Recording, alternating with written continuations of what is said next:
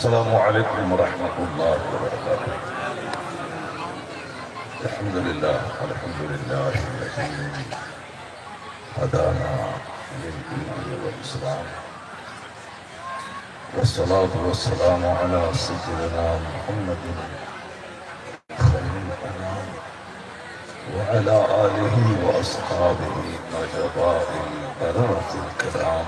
أما بعد، فأعوذ بالله من الشيطان الرجيم. بسم الله الرحمن الرحيم. هو الذي أرسل رسوله بالهدى ودين الحق ليظهره على الدين كله.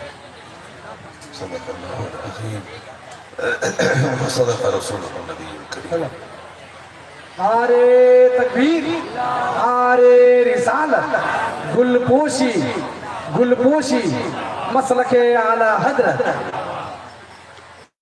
ایک بار سارے لوگ مل کر درود پاک پڑھیں. اللہم صلی علی سیدنا و مولانا محمد المعدن الکریم والکرم وآلہ وآلہ وسلم صلاة و سلام علیہ یا رسول اللہ. جلسہ تکبیر کا 2025 کا اس علاقے کا سب سے بڑا اور سب سے کامیاب جلسہ ہے.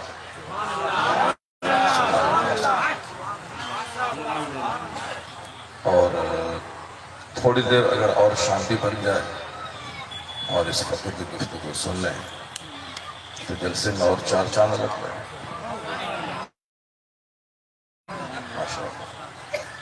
تکبیر ویروں اور بہادروں کا گاؤں، اور جو ویر اور بہادر ہوتے ہیں وہ غلط کام نہیں کرتے، وہ ہمیشہ اچھا ہوتا ہے. آپ لوگوں نے میں غور سے سنیے گا، یہ بلیٹ چلا کے ہمارا چھوکرا سوچتا ہے کہ میں بہت بات تیر مار دیا. تم بلیٹ خریدے ہو سیکنڈ ہینڈ 1.5 لاکھ یا 2 لاکھ. اظہر الدین نے اپنے بیٹے کو آج سے 15 سال پہلے 16 لاکھ کی بائک عید کا تحفہ دیا. 16 لاکھ کی، ہم سے زیادہ آپ کو معلوم ہے. 16 لاکھ کی موٹر سائیکل انہوں نے اپنے بیٹے کو عید کے دن عیدی دیا تھا، عید کا تحفہ. لیکن معلوم ہے اس کا بیٹا جب ہائی وے پہ 200 کی اسپیڈ میں موٹر سائیکل چلا رہا تھا تو ایکسیڈنٹ کیا، لاش کے سینکڑوں ٹکڑے ہو گئے.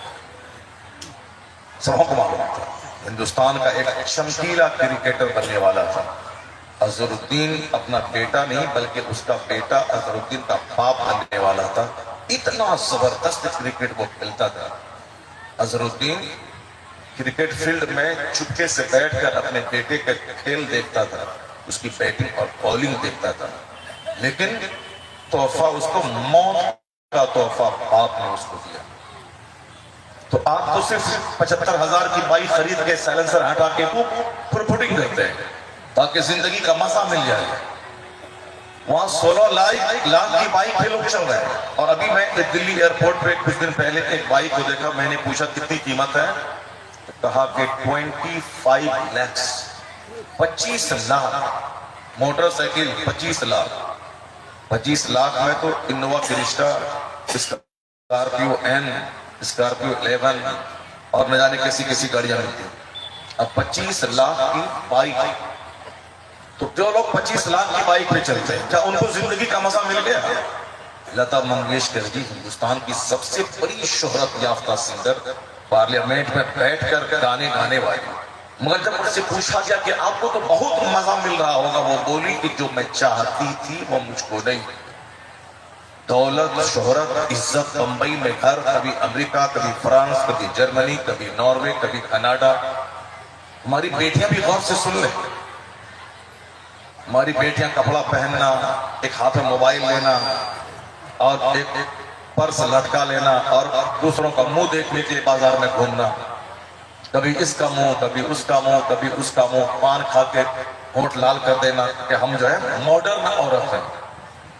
ماڈرن عورت اگر بڑھی تو کل پرسوں کی بات ہے کہ میرٹھ میں ایک لڑکی انگلینڈ میں کام کرنے والے شوہر جو لاکھوں روپے مہینہ کماتا تھا، ایک گلی کا چھوکرا ایک کتے سے محبت کر کے اس نے اس کتے سے مل کر اپنے شوہر کو 4 ٹکڑوں میں کاٹ کے رکھ دیا، جس کے گھر میں رہ کر وہ رانی تھی، جس کے پیسے پر وہ رانی تھی، مگر خواہش، انجوائے، ریلیکس کا ایک جنون ایسا چھایا کہ اپنے شوہر کے 4 ٹکڑے کر ڈالے۔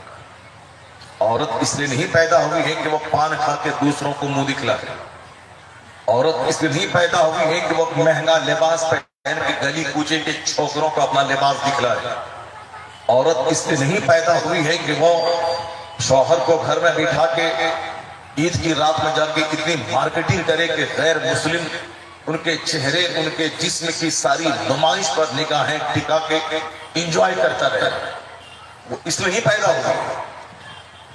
اگر اس طرح سے عورتیں اگر کرتی رہیں تو وہی ہوگا جو 3 دن پہلے دیوریا اتر پردیش میں ہوا کہ لڑکا ودیش سعودی عرب میں رہتا تھا، اس کی بیوی رانی بن کر گھر میں رہتی تھی کیونکہ پیسہ زیادہ کماتا تھا، لیکن اس کا اپنا بھانجا سے اس کی بیوی نے غلط سمبند بنایا۔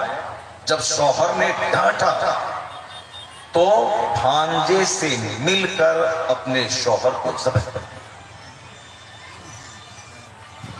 سب کو معلوم ہے چونکہ عورت یہ مارے پھرنے کی چیز نہیں ہے، سنگار کر کے میلہ میں گھوم کے 10 مردوں کو چہرہ دکھانے کی چیز یہ نہیں ہے، کیونکہ 10 مرد اگر ان کی خوبصورت چہرے کو دیکھ لیا اب وہ 10 چاہے گا کہ ہم اس کو اپنا لیں، تو ایک عورت کو 10 چھوکرا چاہے گا کہ ہم اس سے شادی کر لیں۔ یہ بتائیں کہ کیا حال ہوگا سماج کا، کیا حال ہوگا اس عورت کا، کیونکہ شادی تو ایک ہی کوئی کر سکتا ہے، لیکن وہ 10 کہتا ہے کہ ہم اس کو لیں گے، اگر کوئی نہیں دے گا تو اس کو بھی کاٹیں گے، اس کے باپ اور بھائی کو بھی کاٹ دیں گے، اور آئے دن ایسا ہو رہا ہے۔ یہ ڈرامہ کیوں ہوا کہ لڑکے نے اس کے چہرے کو دیکھ لیا، لیکن اگر وہ عورت سر سے لے کے پاؤں تک نقاب میں رہتی اور یہ سماج کا چھوکرا اس کے چہرے کو نہیں دیکھتا، وہ کالی کلوٹی بھوتنی ہے یا کوئی حور پری ہے، چونکہ اگر وہ نقاب پہن کے رہتی تو کالی کلوٹی بھوتنی تھی تو بھی اس کا عیب چھپا رہتا، یا بہت خوبصورت تھی تو بھی اس کا حسن چھپا رہتا۔ یہ 10 کتے اس کو بھونکنا، اس کو نچوڑنا، اس کو بھموڑنا نہیں چاہتے۔ یہ سارا تماشا اس لیے ہوا کہ چونکہ انہوں نے اپنا چہرہ بے نقاب کر کے سماج کے لوگوں کو دکھلایا، تو اب اگر اس کو وہ 10 چھوکرے تنہائی میں پا کے اس کو نوچ لیں، ریپ کریں، اس کو مرڈر کر کے ندی میں پھینک دیں، قصور کس کا ہے؟ اس لیے اسلام نے پردے کا قانون دیا ہے تاکہ تم خوبصورت رہو تو تیری خوبصورتی چھپی رہے، ان درندوں سے بچی رہے، اگر بدصورت ہو تو تیری بھی بدصورتی نقاب میں چھپی رہے کہ تو رہے گی کالی مگر لوگ سمجھیں گے کوئی حسن کی پری اس میں موجود ہے۔ یعنی بدصورتی میں بھی، بدصورتی بھی سیف ہے تاکہ وہ ذلیل ہونے سے بچے، اور خوبصورتی بھی سیف ہے تاکہ وہ رسوا ہونے سے بچے۔ آج دنیا میں اسی بے پردہ گھومنے کی وجہ سے کوئی شوہر کو کاٹ رہی ہے، کوئی اپنے بھانجے اور بھتیجوں سے مل کر کے اپنے شوہر کو ذبح کر رہی ہے، کوئی صاحب اپنے شوہر کو چھوڑ کے دوسروں کے ساتھ بھاگ رہی ہے، کوئی 4 بچے کی ماں ہونے کے باوجود۔ ابھی ایک کیس آیا ہمارے محلے میں، بتایا کہ ایک مسلمان کی ادھیڑ عمر کی عورت کسی ہندو کے ساتھ بھاگ گئی، وہ ناتی پوتا والی تھی، شرم سے ڈوب مرنے کی بات ہے۔ یہ سارا تماشا بے پردگی کا ہے۔ قرآن نے کہا کرنا فی بیوتکن ولا تبرجنا تبرج الجاہلیہ، کان کھول کے سن لے، یہ دنیا اللہ کی، یہ قرآن اللہ کا کلام ہے۔ اللہ سے کے قانون سے ہٹ کے جو بندہ جیے گا اور زندگی میں سکون چاہے گا کبھی نہیں ملے گا۔ اللہ کہتا ہے کہ اے مرد تو زمین پہ پھیل جا، روزی کی تلاش کر، تم کوڑ ہی بن کے مت بیٹھ، اپنے گھر میں مت کام چور بن کے بیٹھ اور دوسروں کے سامنے ہاتھ پھیلا کے بھیک مت مانگ کہ ہم کو زکات دیجئے، خیرات دیجئے، فطرہ دیجئے، ہم بیمار ہیں علاج کرائیں گے۔ نہیں، محنت کر, اینٹ ڈھو, دوسروں کی چپل سی, چائے کی پیالی صاف کر, یہ عیب نہیں ہے. محنت مشقت پسینہ بہا کے پیسہ کمانا یہ عیب نہیں ہے. چوری کرنا عیب ہے, جوا کھیلنا عیب ہے, شراب بیچنا عیب ہے, دوسروں کی زمین پہ بری نگاہ ڈال کے ہڑپنا یہ عیب ہے, دوسروں کے سامنے بھیک مانگنا یہ عیب ہے, سسر کی دولت پہ نگاہ ٹکانا یہ عیب ہے, اور اپنے چچیرے بھائی کی زمین ہڑپ لینا یہ عیب ہے, اپنی بہن اپنی پھوپھی کا حق دبا دینا یہ عیب کی بات ہے. حلال کا 1 روپیہ حرام کے 50 کروڑ سے بہتر ہے. اسلام سکھاتا ہے اگر حرام کے پیسے سے 50 حج کر لے, سارا حج ان کے چہرے پہ مار دیا جائے گا. اور حلال کما کے اگر حج نہیں کر سکا تو اپنے محلے کی مسجد میں دعا کرے. جو دعا حرام کمائی سے حج کو جا کے کعبہ کے اندر دعا کرے گا, جو دعا قبول نہیں ہوگی, حلال کھا کے اپنے محلے کی مسجد میں وہ دعا قبول ہو جائے گا. اس پہ زور دیتا ہے. اسلام یہ نہیں کہتا کہ تو کوڑی بن کے رہ, اسلام کہتا ہے محنت کر, مشقت کر. عورت کی مہر کی رقم تیرے ذمہ ہے, تجھ کو ادا کرنا ہے. اگر تم نے یہ سوچ لیا کہ مہر جتنا باندھنا ہے باندھ دے, 5 لاکھ 10 لاکھ دینا تو ہے نہیں, یا تو معاف کروا لیں گے بیوی سے, یا پھر مرنے کے بعد سماج کی 10 عورتوں کو لا کے میری لاش کے پاس کہلوائے گی کہ تم معاف کر دو اس کو, مہر دینا تو ہے نہیں. جتنا باندھنا ہے باندھ دو, 10 لاکھ 20 لاکھ. حدیث میں آیا ہے کہ جو مہر نہ دینے کی نیت سے نکاح کرتا ہے کہ دینا تو ہے نہیں, جتنا باندھنا ہے باندھ دے. حدیث میں آیا ہے کہ قیامت کے دن اس کا حشر, اس کا انجام زناکاروں کے ساتھ نہ ہوگا. یعنی اس شخص کا انجام زانیوں کے ساتھ ہوگا. جو زناکار کو خطرناک سزا آگ میں ملے گی, اس کی شرمگاہ سے ایسی بدبو نکلے گی کہ جہنمی کانپ جائے گا. یہ خون جہنم میں ڈالا گیا جس کی وجہ سے جہنم کی بدبو میں اور اضافہ ہو گیا. کہا جائے گا یہ وہ شخص تھا جو دنیا میں اپنی شرمگاہ کا غلط استعمال کرتا تھا, یا تو ہینڈ پریکٹس کر کے منی نکالتا تھا, یا پھر جانور سے صحبت کرتا تھا, یا اغلام بازی کرتا تھا, یا پھر دوسروں کی بہو بیٹی کی عزت کو تار تار کرتا تھا. انہی زانیوں کی فہرست میں اس کا بھی شمار ہوگا جو مہر نہ دینے کی نیت سے شادی کر لیتا ہو. جتنا مہر باندھنا ہے باندھ دے, دینا تو ہے نہیں. 5 لاکھ باندھ دو, 10 لاکھ باندھ دو, 20 لاکھ باندھ دو, دینا تو ہے نہیں. مہر کی رقم بیوی کا حق ہے, اور یہ شوہر کو دینا ہی دینا ہے, یہ قرض ہے. اگر بیوی مر گئی تو شوہر کو ان کے رشتہ داروں کو وہ روپیہ دینا لازم ہے.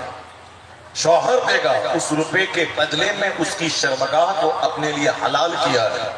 وہ مہر کی رقم عورت کا حق ہے. جب تو کوڑھی رہے گا تو بیوی کا 5 لاکھ روپے کہاں سے ادا کرے گا؟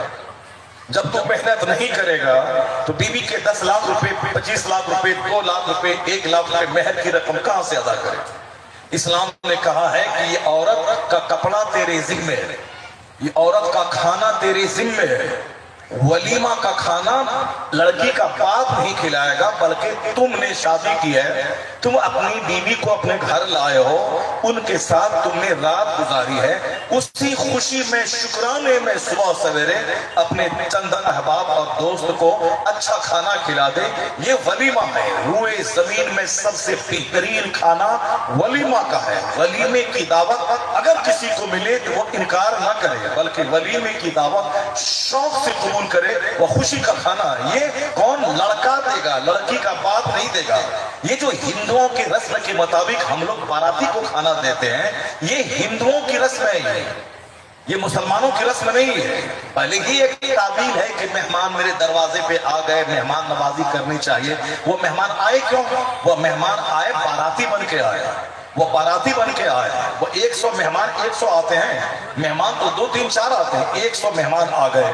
لیکن چلو ہم نے ولیمہ کو ڈیمیج کرنے کے لیے ایک ہندوانہ رسم بھوج یعنی باراتی کے کھانے کی رسم کی ایجاد ہم نے کر دی. اب اس کا نتیجہ یہ ہوا کہ اب باراتی کو کھانا کھلانے کے نام پہ ہم 500 بارات آئیں گے کھلانا ہوگا, ہم 100 آئیں گے کھانا کھلانا ہوگا, ہم 200 آئیں گے کھانا کھلانا ہوگا.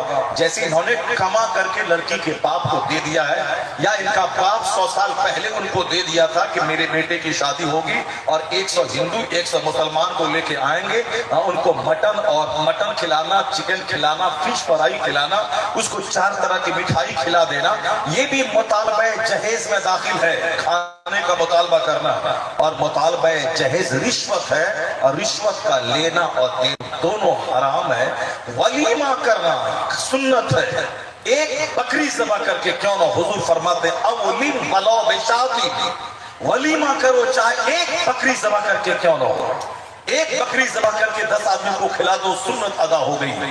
اور ولیمہ کرنا کون, لڑکا کرے گا, پیسہ رہے گا تب نہ کرے گا. مہر کی رقم لڑکا دے گا, ولیمہ لڑکا کھلائے گا, لڑکی کا کپڑا لڑکا دے گا, ان کی روزی روٹی کا انتظام لڑکا کرے گا, لڑکی کے رہنے کا گھر لڑکا دے گا. اگر دلہن ساس کے ساتھ نہیں رہنا چاہے, لڑکے پہ لازم ہے کہ اس کے لیے الگ گھر بنا کے دے, اس کا الگ انتظام, چاہے کرایہ ہو چاہے پھوس کا گھر ہو. ان اپنی ماں اور اپنے باپ کے ساتھ اگر اس کی بیوی رہنا نہیں چاہتی ہے تو اس کو زور زبردستی نہیں کی جائے کہ تم میری ماں کا پاؤں دباؤ, تم میرے باپ کو نہلاؤ دلاؤ. نہیں, وہ تیری بیوی ہے, وہ تیرے باپ کی بیوی نہیں ہے, وہ تیری بیوی ہے, تیری خدمت کرے گی. اگر وہ تیرے باپ کا پاؤں دبا دے, تیری ماں کا پاؤں دبا دے, تیری ماں کا کپڑا صاف کر دے, یہ اس کا احسان ہے, یہ اس کی ڈیوٹی نہیں ہے. اس کی ڈیوٹی ہے تمہاری خدمت کرنا, تمہارا پاؤں دبانا, تمہارے سر میں تیل ڈالنا, تیرا کھانا بنانا, تجھ کو خوشی عطا کرنا, تیرے بچوں کو پالنا, تیرے بچوں کو دودھ پلانا, تیرے گھر کو کی نگرانی اور رکھوالی کرنا, یہ اس پر لازم ہے. تیرے ماں باپ, تیرے بھائی بہن کے سب کا بوجھ اٹھانا اس کی ذمہ داری نہیں ہے. یہ سب کام لڑکا کرے گا, مان رہے گا تب نہ کرے گا. اس لیے کہا گیا ہے کہ صبح سے لے کے شام تک کام کرو. فجر کی نماز سے لے کے ظہر تک کوئی نماز فرض نہیں ہے, فجر سے لے کے ظہر تک کوئی نماز فرض نہیں, چونکہ وہ کام کا ٹائم ہے. عشاء کی نماز سے لے کے فجر تک کوئی نماز فرض نہیں, عشاء پڑھنے کے بعد اب فجر تک کوئی نماز فرض نہیں. تہجد پڑھے ثواب ہے, نہیں پڑھے کوئی گناہ نہیں. فجر کے بعد اشراق پڑھے ثواب ہے, نہیں پڑھے کوئی گناہ نہیں ہے. چاشت پڑھے ثواب ہے, نہیں پڑھے کوئی گناہ نہیں ہے. وہ کیوں, رات عشاء سے لے کے فجر تک وہ سونے کا ٹائم ہے, تاکہ خوب 6 گھنٹے 4 گھنٹے 5 گھنٹے نیند لو, تاکہ تجھ کو دوبارہ انرجی ملے. کل جو تم نے کام کر کے انرجی لاس ہوئی تھی, وہ انرجی نیند کے بعد واپس آ جائے گی, پھر اگلے دن کام کرنے کے لیے بدن میں طاقت پاؤ گے. فجر کی نماز سے لے کے ظہر تک یہ کام کرنے کا ٹائم ہے. 8 گھنٹے تک کوئی نماز فرض نہیں ہے. کام کرو تاکہ خود کھاؤ, دوسروں کو کھلاؤ, خود کھاؤ, ماں باپ کی پرورش کرو, خود کھاؤ, اپنی بیوی کو پالو. کوڑھی بن کے مت رہو, تم کو کھلانا ہے. اور عورت کو کیا کہا, کرنا فی بیوتکن ولا تبرجنا تبرج الجاہلیہ. اللہ کہتا ہے ہمارا اور آپ کا پیدا کرنے والا, سارے سنسار کا پیدا کرنے والا. لوگ ناچیں کودیں گائیں, مسلمانوں کو مار دیں گے, قرآن کو ٹوائلٹ میں پھینک دیں گے, مسجد کو توڑ دیں گے, مسجد کی ساری جائیداد ہڑپ لیں گے. یہ چاہے 1000 ناچیں کودیں, اللہ دیکھتا ہے. 10 سال 20 سال 25 سال 50 سال, اس کے بعد جب اللہ عذاب بھیجتا ہے تو ساری آبادی کو 1 سیکنڈ میں زمین کے نیچے دھسا دیتا ہے, پوری آبادی کو تباہی کے کگار پہ پہنچا دیتا. نہیں دیکھا کہ فرعون کو اللہ نے 400 سال کی لمبی چھوٹ دی, لیکن جب فرعون بگڑ گیا, خدائی کا دعویٰ کیا, اور جب اس کا ظلم حد سے سوا ہو گیا, تو اللہ نے بیچ سمندر میں فرعون کو ڈبا کے مار کے بتا دیا کہ اگر ہم 400 سال کی چھوٹ دیتے ہیں, اس کا یہ مطلب نہیں کہ اللہ نہیں ہے, اس کا یہ مطلب نہیں کہ اسلام سچ مذہب نہیں ہے, اس کا یہ مطلب نہیں کہ اسلام حق نہیں ہے. وہاں کو 400 سال چھوٹ دی تھی. ہندوستان میں ابھی تو جمعہ ہے ظلم کرنے والوں پہ. آزادی, ہندوستان کی آزادی کے صرف 80 سال ہو رہے ہیں. اس 80 سال سے پہلے اکیلے ایک تنہا اورنگزیب نے 50 سال 6 مہینے تک پورے بھارت میں شاسن کیا, اکیلے. اور یہاں 80 سال میں کتنے لوگ آئے, کتنے بدل گئے. اکیلے 50 سال 6 مہینے تک اورنگزیب نے شاسن کیا اور پھر شان سے حکومت کی, اور جب تک زندہ رہا کسی کے پاؤں کو جمنے نہیں دیا اور ظلم سے نہیں انصاف کر کے دیا. اور ایسا انصاف تھا کہ ایک غیر مسلم کی بیٹی وہ ایک مسلمان بری نگاہ ڈال رہا تھا, اس غیر مسلم بیٹی نے فریاد کی تو اورنگزیب دلی چھوڑ کر بنارس آ کے اس برہمن کی بیٹی کی عزت کی حفاظت کی, اور جو شہر کوتوال ابراہیم نام کا اس پر بری نگاہ ڈال رہا تھا اس کو ہاتھی کے پاؤں میں باندھ کر کے اس کو سزا دی. اس کا مطلب ہے یہی وہ انصاف تھا جو 50 سال تک اورنگزیب کو ہندوستان کا بادشاہ بنا دیا. انہوں نے ظلم کر کے نہیں, اور آج لچے لفنگے ان کی قبر کو کھود کر ان کی لاش نکالنا چاہتے ہیں, ان کی لاش نکال دیں گے. تم سے میں کہتا ہوں یہ ہزار ناچے کودے گائے کہ مٹا دیں گے, مدرسہ مٹا دیں گے, مسجد مٹا دیں گے, نہیں ہوگا ایسا. میرا رب حق ہے, اسلام سچ ہے, قرآن حق ہے, مصطفیٰ سچ ہے. قرآن میں یہی آیا ہے کہ اللہ کے نزدیک 100 سال اللہ کے نزدیک 100 سال 200 سال کی کوئی حیثیت نہیں ہے. 400 سال اللہ نے فرعون کو چھوٹ دی, لیکن جب پکڑا تو پانی میں ڈبا کے مار دیا. وہ کہتا رہا کہ میں ایمان لایا, ایمان لایا, ایمان لایا. اللہ نے کہا ابھی ایمان لاتا ہے, اس سے پہلے تو فسادی اور باغی تھا. اللہ نے اس کی نہیں سنی. آج تک 3000 سال سے اس کی سڑی ہوئی لاش مصر کے میوزیم میں موجود ہے. تو اللہ نے بتا دیا کہ اگر ہم 10 سال عذاب نہیں بھیجتے ہیں اس کا مطلب یہ نہیں کہ اللہ نہیں ہے. اگر 20 سال ان کافروں کو چھوٹ دیتا ہے اس کا مطلب یہ نہیں کہ اللہ نہیں ہے. جب 400 سال چھوٹ دے کے بنیاد کاٹ دیا تو پھر 100 سال 10 سال 20 سال کی کیا حیثیت ہے. اتنا یاد رکھ لے, میرا خدا وہی ہے جو نمرود کو معمولی مچھر سے ہلاک کیا, جو فرعون کو ڈبا کے ہلاک کیا, جو شداد کو اپنی خود ساختہ جنت میں گھسنے سے پہلے اسے ہلاک اور برباد کیا, جو ابو جہل جیسے اسلام کے کٹر دشمن کو میدان بدر میں 2 بچوں کے ہاتھوں اسے ذلیل کر کے مارا. میرا خدا وہی ہے جو یزید کو امام حسین کے قتل کرنے کے بعد اسے ذلیل اور رسوا کر کے اسے ذلیل کر کے اس کو موت کے گھاٹ اتارا. میرا خدا وہی ہے جو 10-20 سال دیکھتا ہے اس کے بعد ایسی سزا دیتا ہے کہ ظالموں کی بنیاد کاٹ کے رکھ دیتا ہے. اس کا مطلب یہ نکلا کہ کفر چاہے 1000 سال چڑھ کے بولے, انجام یہی ہے کہ کفر تباہ ہوگا اور اسلام کا سر بلند ہوگا اور اسلام بڑھتا جائے گا. اسلام لانے والوں کی تعداد میں اضافہ ہوتا چلا جائے گا.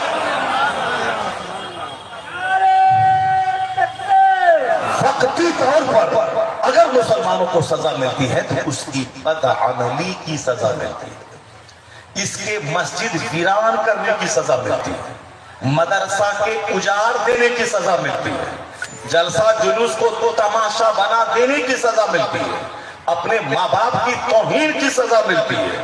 صرف زندگی کا مقصد کھانا پینا نوکری کرنا اور اس کے بعد مر کے سڑ کے قبرستان چلا جانا, اس سوچ کی سزا ملتی ہے کہ دوسرے لوگ تو کہتے ہیں کہ مرنے کے بعد کچھ نہیں ہوگا, پر ہمارا تو بنیادی عقیدہ ہے کہ ہمیں اللہ نے پیدا کیا ہے دنیا میں چند دن کے لیے تاکہ وہ ہمارے اعمال کی جانچ کرے کہ یہ کام کیسا کر رہا ہے. اچھا کام کرے گا, ایمان لائے گا تو مرنے کے بعد سدا کی جنت اس کے لیے تیار ہے. اگر دنیا میں زندگی سے دھوکہ کھا جائے گا, ایمان نہیں لائے گا یا ایمان کمزور کر لے گا یا آخرت کو جھٹلائے گا کہ مرنے کے بعد کچھ نہیں ہوتا ہے, یہیں کھاؤ پیو مستی کر لو, اس کے لیے خربوں سال یعنی بے گنتی سال سدا کی جہنم کی آگ تیار ہے, تیار ہوگی نہیں تیار ہے. اور یہاں جیسے مرے گا اس کے بعد آخرت میں حساب دینے کے لیے بندہ پہنچ جائے گا. یہی اسلام کی کروڑوں کتابوں کا نچوڑ یہی ہے کہ اللہ نے یہ زمین آسمان ساری کائنات پیدا کر کے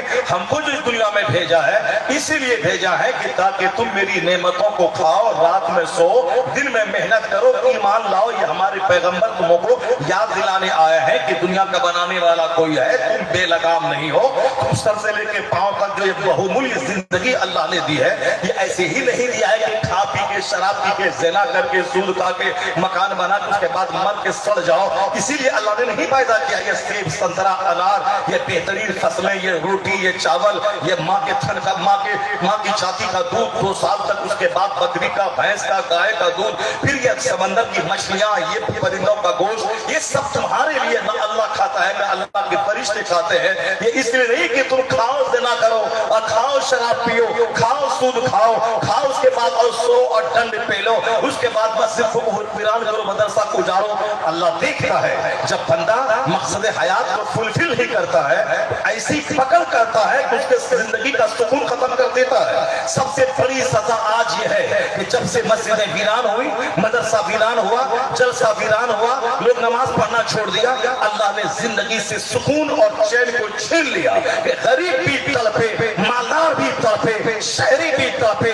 देहाती भी तड़पे। ये जो दुनिया भर में बेचैनी की आग लगी है, खतरनाक बीमारियां, खतरनाक रुसवाइयां, औलाद की बगावत, ये बीवी की बगावत, ये समाज में 1000 लोग हैं, आपस में सब में नफरत, सारे लोग टूटे हुए, कोई किसी से बात नहीं करता, पड़ोसी का दुश्मन, दूसरों से दोस्ती, अपने माँ बाप से दुश्मनी, पड़ोसी से दुश्मनी। ये जो अजाब है कि करोड़ों कमाने के बाद भी सुकून नहीं है, पड़ोसी चिढ़ रहा है, रिश्तेदार दूर भाग रहे हैं, ये अजाब है किसके लिए? ये अजाब है मस्जिदों को वीरान करने की वजह से, मदरसों को उजाड़ने की वजह से, जलसा जुलूस को तफरी बनाने की वजह से। जिस दिन मुसलमान मकसद हयात पूरा किया कि जिस तरह जिंदा रहने के लिए खाना जरूरी है, उसी तरह मुसलमान बने रहने के लिए नमाज पढ़ना जरूरी है। जिस दिन ये मुसलमान ठान लिया कि बगैर खेत गए खेती किए दाना उपज के मेरे घर में नहीं आएगा, दाना उपजाने के लिए खेत जाना होगा, पैसा कमाने के लिए नौकरी या बिजनेस करना होगा, उसी तरह हमें जन्नत जाने के लिए मस्जिद जाना होगा, फजर जोहर असर पढ़ना होगा, फजर पढ़ना होगा, मगरिब इशा पढ़ना होगा। जिस तरह बगैर खेत गए दाना नहीं मिलता, बगैर मस्जिद गए जन्नत नहीं मिलती, जिस दिन ये मस्जिद जाना शुरू किया, जन्नत वहां मिलेगी, सच्ची खुशी यहाँ। तो हमारी रुसवाइयां मेरी बदअमली की वजह से है। अल्लाह तबारक व तआला को कुछ भी नहीं होने वाला है। वो तो सिर्फ ज़लज़ला भेजा अभी थाईलैंड की राजधानी बैंकॉक में, जहां लोग अय्याशी करने जाते थे, पैसा कमा के वहां होटलबाजी करने जाते थे। तो आज उस बैंकॉक में ज़लज़ला भेजकर लोगों को बता दिया, अगर 10-20 साल अजाब नहीं आता है, इसका ये मतलब नहीं कि अल्लाह नहीं है।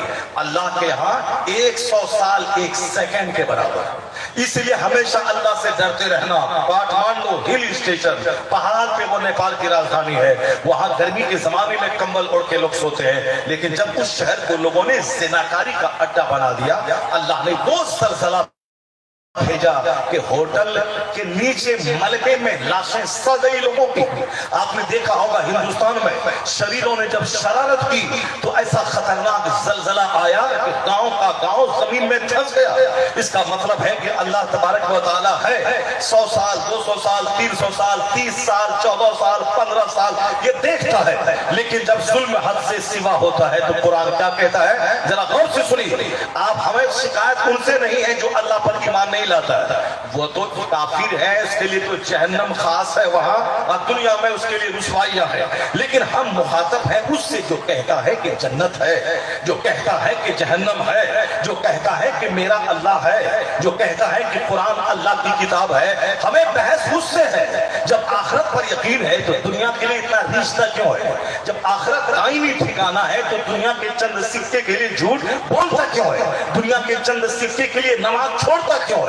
जबकि कुरान में दर्जनों जगहों पे आया है, बल तुसिरूनल हयातद दुनिया वल आखिरतु खैरु व अबका। तुम दुनिया की जिंदगी को प्रेफरेंस देते हो, जबकि आखिरत हमेशा बाकी रहने वाली चीज है।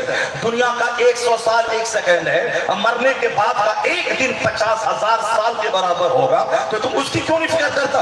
अल्लाह के रसूल कहते हैं जैसे समंदर के सामने एक कतरा पानी है, उसी तरह आखिरत के सामने दुनिया की हैसियत एक कतरा पानी की है और आखिरत की हैसियत समंदर की है। तो समंदर छोड़ के एक कतरा पानी के लिए लालायित और बेचैन हो रहा है, उसके लिए 8 घंटे खेत में, उसके लिए साथ रात भर फैक्ट्री में जाग भाग के नौकरी करना, पैसे कमाना, हिंदुस्तान छोड़ के अरब जाना, लंदन जाना, ब्रिटेन जाना, वहां बाल बच्चों को छोड़ के 5-5 साल तक रह के पैसा कमाना, छोटा सा घर बनाना, छोटी सी गाड़ी खरीदना, उसके बाद उम्र हो गई 70-80 साल, एक दर्जन बीमारी पाल के डॉक्टर के पास आते जाते बीच में चक्कर आया, मरे चले गए, क्या रिजल्ट निकला उस जिंदगी का?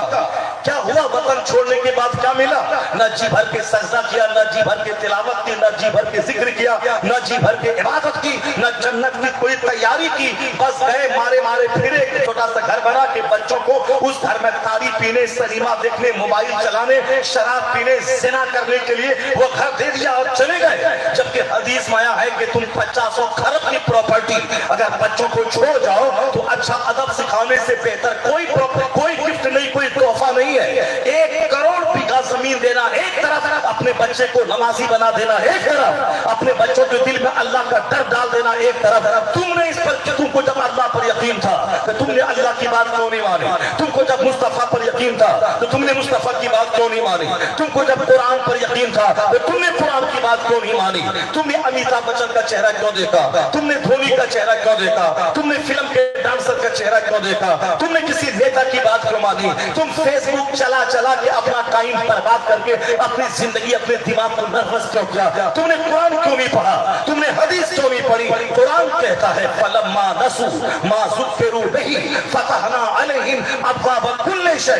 अल्लाह कहता है जब तुम लोगों ने नसीहत को भुला दिया, जो उनको समझाया गया, जो उनको बताया गया कि ये दुनिया एक कतरा पानी है, आखिरत आपार समंदर के मानिंद है, ये दुनिया आज है और आखिरत हमेशा रहने वाली चीज है, ये दुनिया से धोखा मत खा, बाल बच्चों से धोखा मत खा, यहाँ की दौलत से धोखा मत खा, यहाँ वहाँ सोने चांदी का घर जन्नत में तैयार है, इंजॉय की जगह जन्नत है, जहाँ न बुढ़ापा है, न बाल सफेद होगा, न वहाँ चेहरे पे बाल होगा, न दाढ़ी मूछ के बाल होंगे कि तेल लगाना पड़े, कंघी करना पड़े। जिस तरह से एक यंग नौजवान 30 साल का बिल्कुल दाढ़ी मूछ साफ है यंग नौजवान, इसी तरह हर जन्नती की उम्र 30 साल की होगी, चाहे तू 90 साल की उम्र में क्यों न मर जाए। न मूछ की बाल की तकलीफ होगी, न दाढ़ी के बाल की तकलीफ होगी, न पसीने की बदबू की तकलीफ होगी, न पेशाब खाने की तकलीफ होगी। वहां तो साहब जो चाहोगे ख्वाहिशात की सारी चीजें मौजूद है, खाने पीने के लिए फल फ्रूट्स मौजूद है, भुनी हुई मछलियां मौजूद है, वहां तो दूध की नहरें जारी है, शहद की नहरें जारी है, पाकीज़ा शराब की नहरें जारी है। 70 खूबसूरत बड़ी बड़ी आंख वाली औरतें जो एक बार थूके तो दुनिया के 7 समंदर का पानी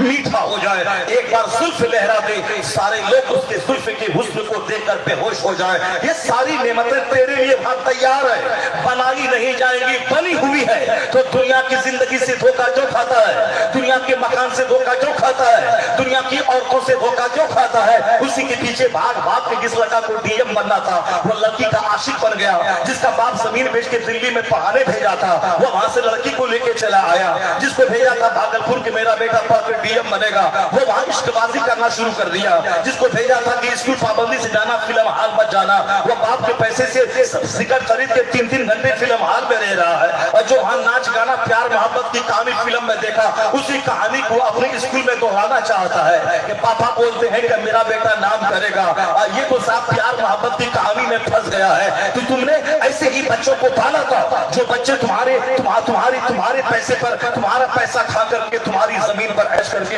ये बच्चे बाकी हो गए, जो तुम्हारे लिए जहन्नम जाने का सामान हो गए। इसलिए कुरान शरीफ में खोल खोल कर बता दिया गया है ये दुनिया आरजी है, ये दुनिया फानी है, इस दुनिया के पीछे मत उलझना, ये दुनिया महफूज का घर बना लेना, मगर असल इंजॉय जन्नत में है। वहां न रंज है, वहां न गम है, वहां न परेशानी है, वहां न कोई टेंशन है, न वहां किसी का हसद है, न किसी का जलना है, न किसी का चिढ़ना है। वहां हर तरफ सिर्फ अच्छी बातें हैं, सलाम है, एक दूसरे के तई अच्छी ख्वाहिशात है, एक दूसरे को मुबारकबादियां है। वहां न चिढ़ने वाला, न जलने वाला, न हसद करने वाला है। वहां तख्त पे बैठे हैं, रिश्तेदारों से मिल रहा है तो तख्त उनका उनके सामने चला गया। 70 बीवियां हैं, खूबसूरत बीवियां हैं, 30 मर्दों के बराबर ताकत मिलेगी, यानी ख्वाहिशात वहां रहेंगी, खाने की ख्वाहिश, और फिर खूबसूरत बीवियां बीवियां रहेंगी, बाकी वहां दुनिया में न जन्नत में न पेशाब है, न पखाना है, न बदबू है, न लड़ाई है, न झगड़ा है, न वहां माइक का शोर है, न हंगामा है, न लड़ाई झगड़ा है, कुछ नहीं, सिर्फ अमन, इंजॉय। वो नेमत छीनी भी नहीं जाएगी। दुनिया में आज जवान है, कल बूढ़ा होना है। दुनिया में आज भी सेहतमंद है, कल बीमार होना है। दुनिया में आज दौलत है, दौलत के घटने का अंदेशा है कि कल नौकरी छूट गई तो क्या होगा, कारोबार घट गया तो क्या होगा, समाज के सारे लोग हंसेंगे। तो दुनिया में हर कामयाबी के पीछे नाकामी है, दुनिया में हर सेहत के पीछे बीमारी है, दुनिया में नहीं कुछ है तो अपने रिश्तेदार चिढ़ने वाले हो गए। अपना 1 करोड़ रुपया है, रिश्तेदार चिढ़ रहे हैं, सारा आराम काफूर हो जा रहा है। करोड़ों खर्च करके शादी की बेटी के अपना भाई शादी में शरीक नहीं हुआ, वो सारा आराम काटने को दौड़ता है। तो दुनिया में सारा टेंशन है। ये टेंशन दुनिया में इंजॉय नहीं है। एक न एक तरह से दुनिया नाकिस है, इनकम्प्लीट है।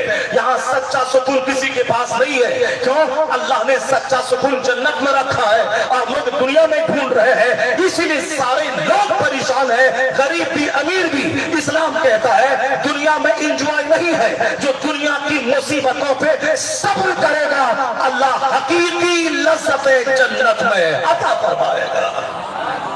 जो इस दुनिया की मुसीबत पे सब्र करेगा, जो इस दुनिया में कड़ाके की सर्दी में नमाज पढ़ के सब्र करेगा, जो इस दुनिया में जबरदस्त धूप में पसीने से शराबोर और भीग कर खुदा को सजदा करेगा, जो इस दुनिया में अपने पड़ोसियों के हसद पे सब्र करेगा, जो अपने जलने वालों पे सब्र करेगा, अपनी तरफ से जुल्म नहीं करेगा, जो इस दुनिया में गरीबी पे सब्र करेगा, बीमारी पे सब्र करेगा, मुसीबत पे सब्र करेगा, जवान बेटों की मैयत पे सब्र करेगा, जो अपने हासिलों के ऊपर सब्र करेगा, और फिर उस साबरीन के लिए अल्लाह ने जन्नत में जबरदस्त वो इनाम रख दिया है कि जिसका कोई तसव्वुर कोई दिमाग नहीं कर सकता। इसलिए ए मुसलमान, इस दुनिया में हकीकी इंजॉय की तलाश मत करना।